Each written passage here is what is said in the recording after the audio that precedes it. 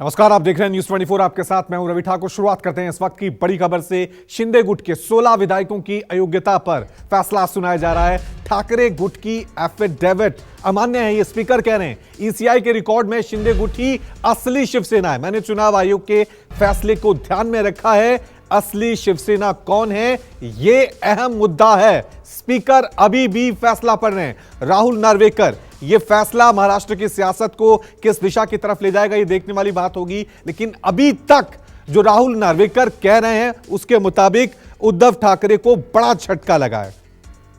चलिए इस खबर पे और ज्यादा जानकारी के लिए सीधा रुक करते हैं मेरे सहयोगी विनोद जगदाले का। विनोद, अभी स्पीकर फैसला पढ़ ही रहे हैं, लेकिन साफ हो गया है कि जो फैसला आएगा उसमें उद्धव ठाकरे गुट को बड़ा झटका लगने वाला है।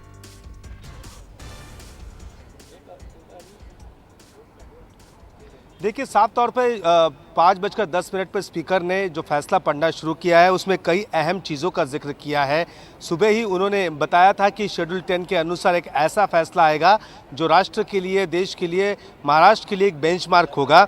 2018 में पार्टी में जो संविधान में जो बदलाव किया गया था, इसे सिरे से नकार दिया है और कहा कि 1999 में जो संविधान को वैध माना गया है।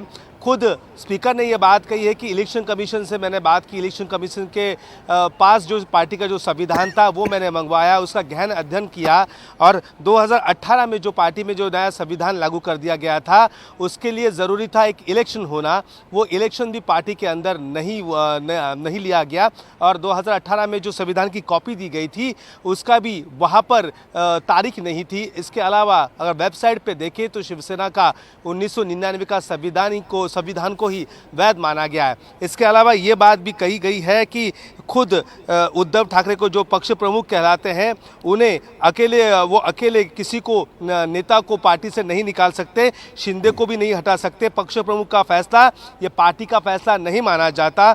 पक्ष प्रमुख को सभी अधिकार देने को ये जो अधिकार है वो लोकतंत्र के खिलाफ है। शिवसेना पक्ष प्रमुख को अकेले किसी पदाधिकारी को हटाने का अधिकार नहीं है। अगर किसी पदाधिकारी को हटा रहे हैं तो उसके लिए पार्टी के सभा का बहुमत जरूरी है, जो ठाकरे ने नहीं किया है। और शिवसेना पक्ष प्रमुख के तौर पर उद्धव ठाकरे ने एकनाथ शिंदे को हटाने का जो फैसला किया है वो फैसला सही नहीं है और सिर्फ ठाकरे को पसंद नहीं इसलिए शिंदे को हटा नहीं सकते। पार्टी के संविधान में इसका कोई प्रावधान नहीं है। जाहिर सी बात है, जो भी बातें निकलकर सामने आई हैं पार्टी के संविधान को लेकर या फिर दूसरी अन्य चीज़ें, पक्ष प्रमुख हो या पार्टी किसकी हो, इसको लेकर, तो जाहिर सी बात है ये पूरा फैसला एकनाथ शिंदे के पक्ष में जाता हुआ वहाँ पर नजर आ रहा है। और शिवसेना अब यूबीटी यानी उद्धव बाला साहब तक की तैयारी कर रही है कि कल सुप्रीम कोर्ट का रुख अख्तियार करने की।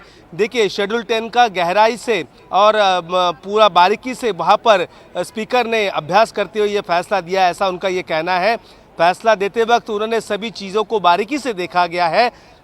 जो पार्टी का संविधान होता है वो पार्टी की जान होती है, लेकिन पार्टी के संविधान जो है 1999 का ही माना गया है। 2018 में जो संविधान दिया गया है उसे माना नहीं गया है, क्योंकि शिवसेना पार्टी के अंदर एक इलेक्शन प्रोसेस होती है। हर पार्टी के अंदर, चाहे रीजनल हो या नेशनल पार्टी हो, सभी के अंदर एक इलेक्शन प्रोसेस होती है। इस इलेक्शन प्रोसेस को वहाँ पर नहीं लिया गया, जिसके चलते ये सब कुछ वहाँ पर हुआ है। और कहीं ना कहीं अब ये साफ हो गया है कि जो निर्णय आ रहा है वो एकनाथ शिंदे के फेवर में जाता हुआ दिख रहा है। ये स्पीकर ने जो बातें कही है उन बातों से ये निकलकर सामने आता हुआ यहाँ पर दिख रहा है। इसके अलावा और एक बात, पार्टी किसकी, ये बहुमत से फैसला लिया जाना चाहिए, ये स्पीकर कह रहे हैं। तो जाहिर सी बात है अब बहुमत किसके पास है।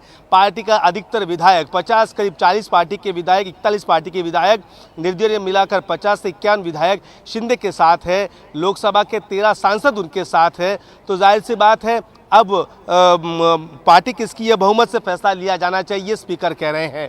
तो विनोद, ये माने, एक तो इस फैसले पे टिका था कि जो 16 विधायक हैं वो अयोग्य होंगे, एक तो उनको योग्य ठहराने की कोशिश की जा रही है, दूसरा ये साबित करने की भी कोशिश कर रहे हैं राहुल नार्वेकर कि असली शिवसेना जो है वो एकनाथ शिंदे की है, और उसके पीछे वो दो आधार दे रहे हैं। एक जो चुनाव आयोग ने ठहरा है, दूसरा जो कह रहे हैं कि नहीं, जो 2018 में संविधान था शिवसेना का उसको नहीं मानेंगे, हम मानेंगे 1999 वाले को।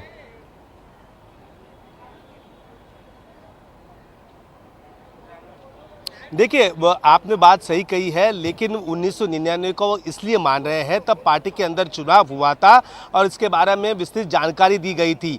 2018 में तब इलेक्शन नहीं हुआ था और एकाएक उद्धव ठाकरे को पक्ष प्रमुख भी बताया गया था और तब इलेक्शन होना ज़रूरी था, तभी जाकर वो संविधान को एक माना जाता था। लेकिन स्पीकर ने उस संविधान को सिरे से नकार दिया है और स्पीकर ये कह रहे हैं कि अकेले उद्धव ठाकरे जो पार्टी के पक्ष प्रमुख है वो उनको अधिकार नहीं है, वो किसी नेता को तुरंत हटा सकते हैं, उसके लिए उनकी सभा का मान्यता लेना ज़रूरी है जो उन्होंने नहीं ली है। तो जाहिर सी बात है 16 विधायक एकनाथ शिंदे के साथ 15 यानी कुल 16 विधायक हैं, उनकी डिस्क्वालिफिकेशन को लेकर लगता है अब फैसला शिंदे के फेवर में ही आ सकता है और जिस प्रकार की बातें वो सामने रखी हैं।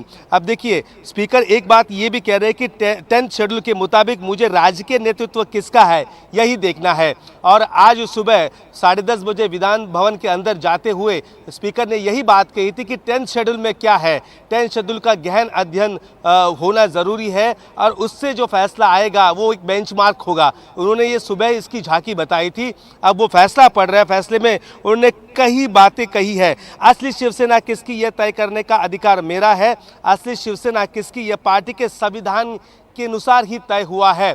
यानी साफ है कि शिंदे पहले से दावा करते आ रहे हैं कि पार्टी उनके साथ है, पार्टी के पूरे नेता उनके साथ है। तो जाहिर सी बात है कि अब शिंदे ने सुबह भी कहा था, मुख्यमंत्री के तौर पर उन्होंने कहा था कि पार्टी के मुख्य नेता के तौर पर कह सकते हैं कि उद्धव ठाकरे गुट को इस फैसले से बड़ा झटका यहां पे लगने जा रहा है। बहुत बहुत शुक्रिया विनोद तमाम जानकारी के लिए। छोटा सा ब्रेक ले रहे हैं।